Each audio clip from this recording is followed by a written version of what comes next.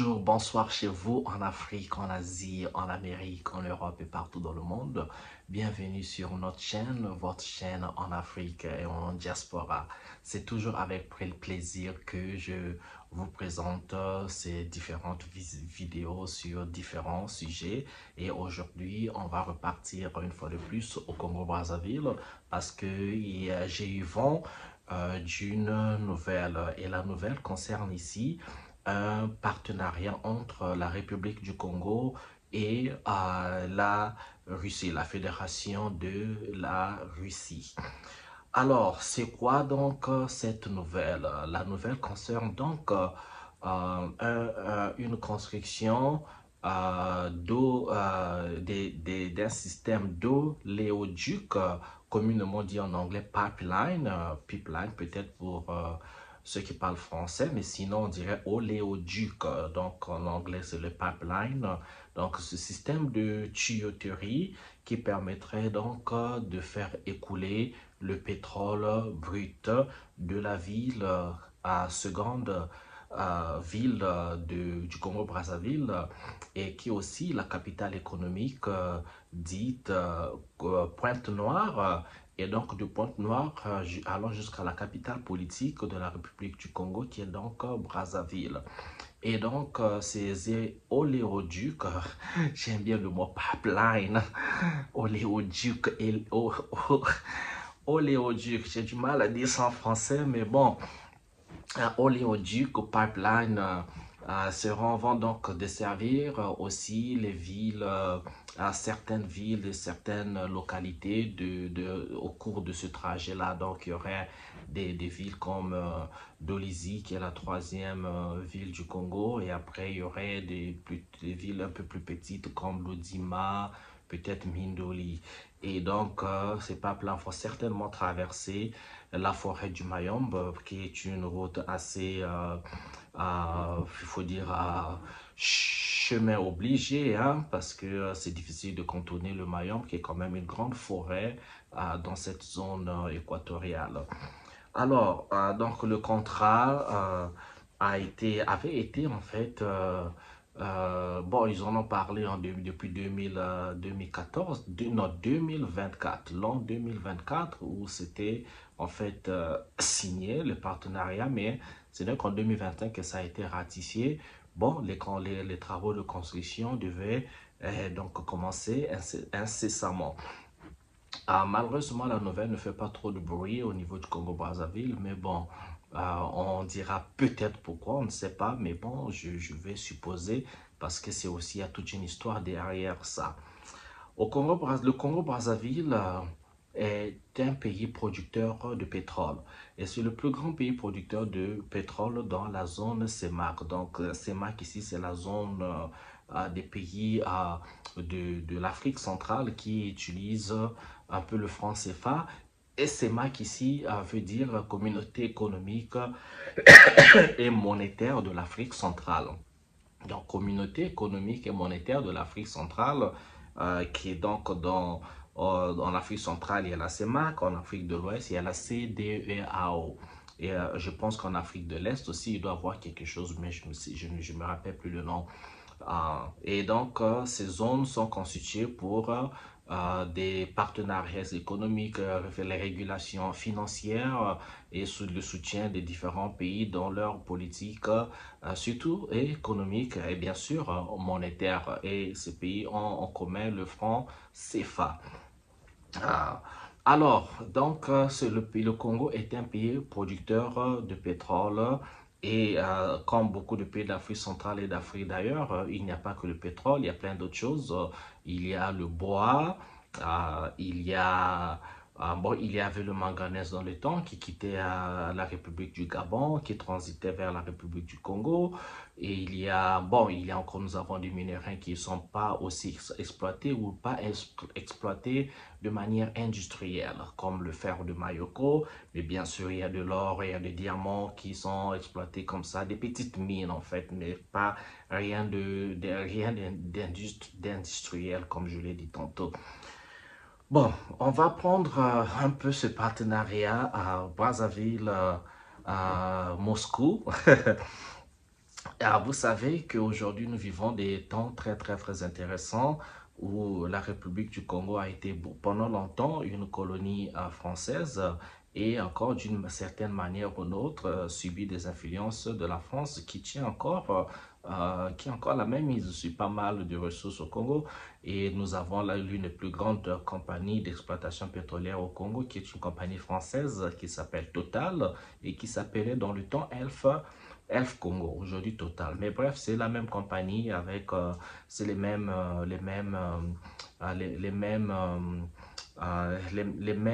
patrons et le même pays, donc la France. Et bon, vous savez que récemment, dans le monde, il y a eu envie de se départir du monde unipolaire et de passer au monde multipolaire. Le monde multipolaire qui permettrait donc à certains pays, au lieu d'avoir juste un partenaire à qui vendre ses ressources, il fallait donc les diversifier. Il fallait donc sortir de ce jeu colonial et permettre aux pays de choisir leurs partenaires, de travailler avec plusieurs partenaires à la fois. Ça pouvait être la Russie, ça pouvait être la Chine, qui sont aujourd'hui les deux plus grands pays qui sont en partenariat avec beaucoup de pays d'Afrique aujourd'hui. Et donc après, il peut y avoir la Turquie, il y a l'Inde à côté, il y a l'Arabie Saoudite, il y a les Émirats Arabes Unis, le Brésil et beaucoup d'autres pays en Europe également qui sont présents en Afrique. Mais on a commencé à parler du monde multipolaire récemment et ça n'a pas été de toute joie pour certains pays, certaines puissances coloniales parce que ça ne faisait pas leur affaire. Parce que quand on passe du monde multipolaire, cela veut dire qu'on perd le monopole. OK? Avant, au Congo-Brazzaville, c'est la France qui en fait, était c'est le colon. Donc, le colon contrôlait tout, l'éducation, l'administration, un peu de tout. Vous recevez des ordres, vous faites ce que le colon veut faire. OK? Ben, quand on est arrivé aux indépendances en 1960, bon, les choses ont commencé à changer. Hein. Les colons ont quitté les bureaux, l'administration, pour les remplacer avec les visages noirs. Bon, après, on a créé le système qu'on appelait la Franc-Afrique avec le général de Gaulle qui avait donné confié cette mission de la France-Afrique à Jacques Foccart. Et après, on est parti de Jacques Foccart dans ce qu'on appelle aujourd'hui un peu la néocolonisation, la colonisation, et puis la France-Afrique, néocolonisation. Alors, ça, c'est un petit historique pour dire que l'indépendance, la France-Afrique, la néocolonisation, donc toujours ce besoin, en fait, des pays colonisateurs de s'agripper aux ressources des pays colonisés. Maintenant que les choses se diversifient, la Russie n'a toujours été présente en Afrique parce que vous avez dans les années 60, quand il y a eu les indépendances, la Russie a aidé beaucoup de pays africains dans ce combat d'indépendance en fournissant le renseignement et les armes et aussi la, la, la, la, la formation. Congo-Brazzaville, on a une présence russe depuis bien longtemps, beaucoup bien longtemps. Et étant donné que le Congo-Brazzaville avait traversé une période où le Congo était communiste, donc il y a eu beaucoup d'étudiants congolais qui sont allés étudier en Russie dans les domaines agricoles, l'ingénierie, et la médecine, voilà quoi, des domaines différents. Donc il y a toujours eu ce partenariat. Mais ce partenariat avait cessé à un moment donné, surtout quand il y a eu des référendums au Congo-Brazzaville avec la conférence nationale de 1992. Donc les choses avaient un peu changé. Donc l'influence de la Russie avait diminué un peu en Afrique, étant donné que la Russie aussi était confrontée à beaucoup de problèmes économiques et l'économie de la Russie n'étant pas aussi forte, c'était difficile à la Russie de devenir un partenaire unique et fiable pour ses économies, étant donné que la France et d'autres pays européens avaient tout le monopole, avaient toute la puissance économique, monétaire et tout ce qui valait. La Russie ne pouvait pas trop faire le poids. Bon, maintenant, j'espère que vous suivez les informations. La Russie est toute puissante aujourd'hui, malgré la guerre qu'il y a avec l'Ukraine. Vous avez vu que l'économie de la Russie a décollé. La Russie a renforcé ses partenariats avec notamment la création des BRICS, qui constituait donc un peu comment on appelle, comment on dit, cet adversaire à l'Union, à l'ONU, s'il faut le dire, parce que les BRICS comprennent euh, le Brésil, la Chine, l'Inde, il y a là, bien sûr la Russie, et aujourd'hui, je pense qu'il y a l'Iran qui est là. Il y a d'autres pays, puisqu'on appelle maintenant un BRIC+, et sans oublier l'Afrique du Sud, bien sûr. Et donc, ce qui fait que beaucoup de pays africains ont le marché ouvert pour voilà, vendre à plusieurs personnes sur le marché international plutôt que de se confiner au marché juste européen et surtout marché français. Alors, donc, dans ce contexte, ça vient aussi avec des tensions. Les tensions, la Russie étant en guerre contre l'Ukraine, vous avez vu tous les pays de l'OTAN, sinon les pays européens, les pays occidentaux qui se sont ligués du côté de l'Ukraine pour affaiblir la Russie. Bon, avec beaucoup d'arrogance depuis le début de ce conflit, les pays européens ont voulu donc détruire l'économie de la Russie. Malheureusement, ça fait l'effet boule de neige, ça fait ricocher. Donc les pays européens ont fini par se tirer des balles sur les jambes où ils se sont retrouvés avec des économies faibles et plus faibles que l'économie de la Russie parce que le visionnaire qui est Vladimir Poutine avait déjà prévu et prédit leur jeu et avait déjà élaboré tout le système de défense contre toutes leurs sanctions et tout ce qu'il valait. Donc aujourd'hui, la Russie au Congo-Brazzaville, de retour au Congo-Brazzaville avec donc ce Éléoduc. Alors, on comprend que la Russie est un pays riche d'ailleurs, hein, c'est le pays le plus grand de l'Europe. Hein. La Russie a toutes ses richesses, le pétrole et autres, ça vous le savez. Maintenant, renforcer le partenariat avec le Congo-Brazzaville, qui est un petit pays d'à peine 5 ou 6 millions d'habitants, et les richesses du Congo-Brazzaville, les richesses pétrolières, je ne pense pas que font le poids contre les richesses pétrolières de la Russie. Mais c'est stratégique, parce qu'il faut avoir, la Russie a besoin des partenaires en Afrique, tout comme les Africains aussi ont besoin d'un partenaire comme la Russie, qui est la deuxième puissance militaire du monde. Et la Russie est une puissance. Quand vous avez un partenaire comme d'un tel acabit, ça fait le contrepoids contre les puissances arrogantes occidentales qui veulent toujours sanctionner, qui veulent toujours dicter leur mode de vie, qui s'immiscent même dans les affaires sociales des pays souverains, des cultures des autres, ce qui est très intéressant, alors que la Russie et la Chine ne font pas ça.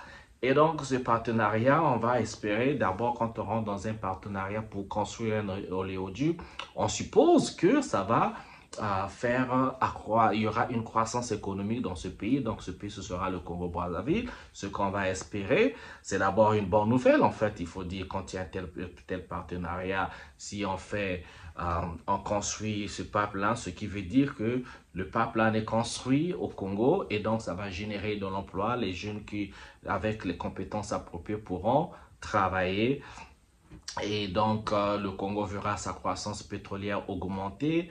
Et donc, aussi, construire ce pipeline a un avantage pour diminuer les coûts, en fait. Parce que quand on fait circuler, on fait transporter le pétrole brut par des camions citernes de Pointe-Noire à Brazzaville, ça fait quand même ça fait un coût et ça présente aussi des risques, des risques d'accident quand les véhicules font des accidents ou explosent, ça fait des risques pour des villages aussi pour l'environnement.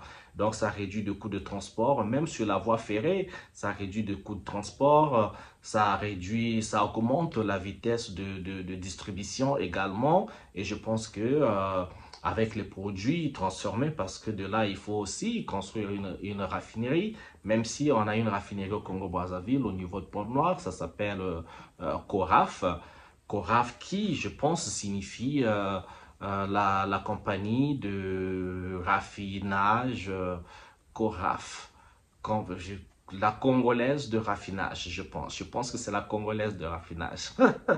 Mais bref, ce que vous devez comprendre, c'est que la société de raffinerie, la seule raffinerie que nous avons au Congo-Brazzaville s'appelle Coraf. Si elle fonctionne ou pas, je ne sais pas. Bon, avec des pénuries d'essence qu'on a tout le temps, bon, je ne sais pas trop comment ça fonctionne, mais bon, bref, affaire interne. Et donc, quand je présentais les avantages de cette oléo du pipeline, excusez-moi, je vais dire pipeline, ça fait vraiment, ça va contribuer à l'essor économique du Congo.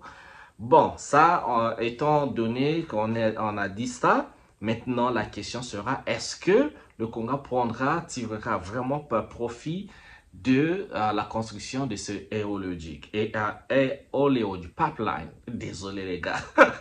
Est-ce que le Congo tirera vraiment profit de cette pipeline? That is the question. Pourquoi moi je le dis? Vous savez, le Congo depuis des années a connu aussi des croissances économiques. Déjà en 1979, quand le président actuel est arrivé au pouvoir, le Congo avait connu un boom pétrolier, 1980. Donc fin de 1979, 1980, 81, le Congo a connu un boom pétrolier où il y avait une augmentation du baril de pétrole qui partait de 13 13 dollars à 35 dollars dans le temps. Et donc, ça faisait que vous vendiez à un prix plus élevé et ça faisait des deniers publics. Aussi, les revenus pétroliers du Congo en ce temps-là, surtout quand ils ont fait le plan quinquennal qui partait dans de 1982 à 1990, 86, et les revenus du Congo étaient passés donc de 13 milliards de francs CFA à 105, à 100, à 150 milliards de francs CFA. Non, non, pas francs CFA, on parle de dollars. 13 milliards de dollars à 5 milliards de dollars. Ça fait beaucoup d'argent. Et donc, dans le plan quinquennal, il s'agissait parmi les points du plan quinquennal, c'était donc de désenclaver des villages en construisant des routes et des ponts et en améliorant les structures de la société rurale, mais aussi au niveau des grandes villes. Et c'est ce qui est donc, bon, les plans furent faits, mais pas à 100%. Et ce qui nous ramène à donner encore, à m'inquiéter sur la construction géologique de cette pipeline, parce que nous avons un problème au Congo. Le problème chez nous, c'est la corruption. Ok, déjà, le pétrole chez nous est géré par la société qu'on appelle SNPC. Ça, c'est une société locale, la SNPC, qui était dirigée dans le temps par le fils du président actuel. Je pense qu'il n'est plus, il y a quelqu'un d'autre qui l'a remplacé. Mais bref, qu'à cela ne tienne, c'est une société qui est gérée quasiment par la famille du président actuel. Et la corruption fait que malgré les booms pétroliers, malgré les prêts bancaires, les dettes que le Congo a accumulées au niveau du Fonds monétaire international, on n'a jamais pu développer le Congo. On n'a jamais pu avoir développé le Congo dans le sens d'avoir, par exemple, des élans d'industrialisation comme construire un barrage électrique qui va alimenter le Congo. Ça, c'est pas fait, même s'il y a eu des projets pareils, mais le Congo est toujours dans le noir pour la plupart des cas. Même là, je vous parle, Brazzaville, ça fait 5-6 jours dans le noir, pas d'électricité. On n'a pas pu changer la tuyauterie laissée par les colons pour pouvoir fournir en eau potable les populations. Ça, c'est encore un bon problème. Les routes, en fait, on s'est retrouvé dans un cercle vicieux tel que un projet qui pouvait se faire en un mois, ça prendrait une année. Un projet qui pouvait se faire en une année, ça prendrait 10 ans pour le faire. Alors, si vous pouvez un projet qui prendrait une année pour le faire, vous prenez 10 ans. Alors, ça prenait alors 10 ans. Après, c'est 20 ans après, c'est 30 ans après, c'est 40 ans après. On s'est retrouvé avec 40 ans, plus de 40 ans de pouvoir du même président avec des projets qui ont tellement ralenti et qui ont tellement échoué parce que on ne savait pas où passer l'argent. Et pourtant, nous avons eu les booms pétroliers. Et pourtant, si on met sur une balance la quantité des revenus pétroliers et les réalisations, en fait, il n'y a pas match. On se demandera, mais avec tous ces milliards, à ce qu'on a réalisé, ça ne fait pas le poids. En fait, le problème, c'est ça. Même si les gens peuvent vous dire, oui, oui, mais ceci a été fait. Oui, je ne dis pas que les choses n'ont pas été faites. Les choses ont été faites. Mais on pouvait faire, en fait, 100 fois plus que ce qui a été fait par rapport aux ressources que le Congo a pu vendre à l'extérieur, par rapport aux revenus que le Congo a fait rentrer dans les caisses du trésor public. On pouvait faire 100 fois plus que ce qui a été réalisé. C'est là le problème. Bon, maintenant, dans ce partenariat avec la Russie, on va construire cette pipeline. Est-ce que, bon, déjà, c'est des rumeurs, c'est à vérifier. C'est dit que la Russie prendrait 90% et le Congo à 10%. Si c'est le cas, sera quoi les chiffres?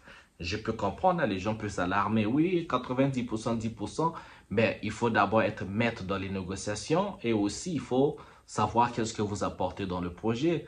Si c'est la Russie qui vient avec la technologie, avec l'ingénierie, avec le matériel, le pipeline, avec ses camions, avec tout ce qu'il faut pour construire le pipeline et que le Congo n'apporte pas grand-chose, eh bien, écoutez, c'est normal hein, que la Russie prenne 90% pour pouvoir récupérer son investissement et faire un petit profit. Et dans ce cas, ben, écoutez, à 10% pour le Congo. Maintenant, vous devez être intelligent avec les 10%. Maintenant, connaissant le Congo avec la corruption, bon, est-ce que les 10% vont servir à construire le Congo? Ou bien ça sera encore ce même schéma que nous connaissons tous, détournement de fonds, l'argent ne circule pas, on ne va pas profiter d'apprendre la technologie par des Russes pour pouvoir, après de 30 à 40 ans d'exploitation, on se retrouve nous-mêmes avec l'intelligence de fabriquer les pipelines pour pouvoir les construire nous-mêmes, avoir des fonds ou des fonds d'entretien ou de reconstruction ou d'extension de pipeline dans d'autres régions du Congo. Est-ce que ça se fera? Ou bien on va encore assister à la fuite des capitaux comme d'habitude, où les officiels, ceux qui ont accès au portefeuille, gardent des millions et des milliards chez eux à la maison dans des valises, ou encore cherchent tous les moyens possibles pour faire fuir les fuites vers les paradis fiscaux, ou encore aller investir encore cet argent en Europe en achetant comme d'habitude, des villas, les voitures, tout ce qui va avec.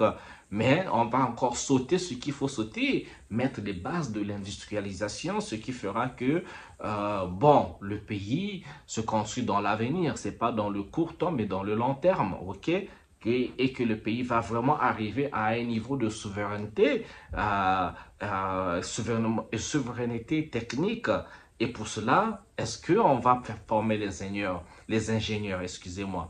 Il faut former les ingénieurs, il faut former les technocrates, les gens qui pourront donc construire tout ce que nous avons besoin comme dans les sciences et la technologie, et établir des laboratoires de recherche scientifique. Est-ce qu'on le fera? Est-ce que ce ne sont que des questions? Parce que dans le passé, on a tellement échoué dans ce sens, le Congo est devenu tellement indépendant. Les Chinois, la Chine est arrivée, la Chine nous vend quasiment tout. Bon, je comprends que la Chine est la manufacture de la planète, ok? Ça, il faut le reconnaître, ok? C'est pas que l'Afrique. La Chine produit tout pour tout le monde, fabrique tout pour tout le monde, mais on peut aussi produire des choses par nous-mêmes. C'est toujours important de le faire. Déjà, dans le monde assez rocambolesque des sanctions, vous comprenez que les États, aujourd'hui, doivent faire des efforts pour être à être autosuffisant à quelques mesures que ce soit. Il ne faut pas dépendre des gens. Il n'y a plus de vrais partenaires, déjà, il n'y a pas d'amis. Et donc, si votre énergie, votre manger dépend du voisin ou dépend des gens qui sont dans un autre continent, il suffit que la personne se réveille de mauvaise humeur et décide de tout couper et vous vous retrouvez en pénurie, vous vous retrouvez affamé, vous vous retrouvez dans le noir. Voilà l'importance d'avoir une autonomie. C'est très, très, très important. Autonomie alimentaire, énergétique. Maintenant, s'il faut travailler avec les voisins ou avec d'autres partenaires, ce sera une complémentarité. Mais il faudrait toujours s'assurer que même sans ce partenaire, en fait, vous pouvez vivre, vous pouvez continuer à, à vous occuper de vos citoyens.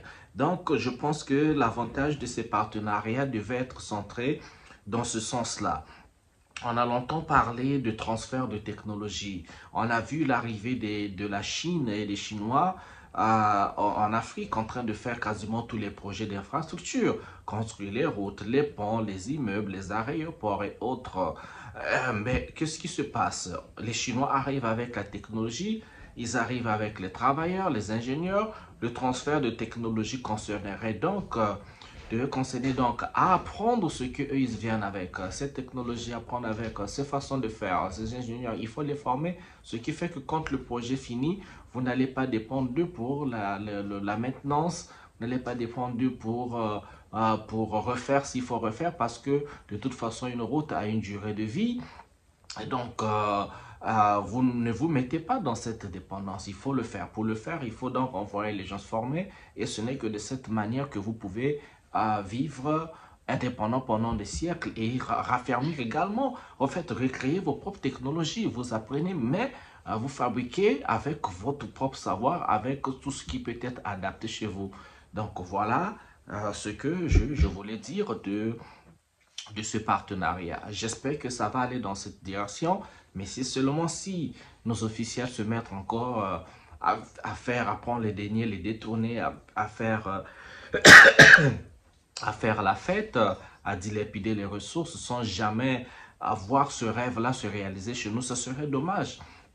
Parce que quand on va chez les autres, là où ils vont, leurs enfants vont étudier, là où on va en vacances en Occident, mais pourquoi ne pas vouloir tout ce qu'on voit chez les autres, avoir ça chez nous? Ce sont des projets de cette envergure qui permettent bien sûr d'industrialiser une nation, parce que on a une période de temps de 30 ans, de 40 ans, et si, avec toute cette diversification des partenariats, avec les ressources que vous allez vendre ou vous allez générer par rapport à ces projets, eh bien, c'est plus que grand temps de développer la nation.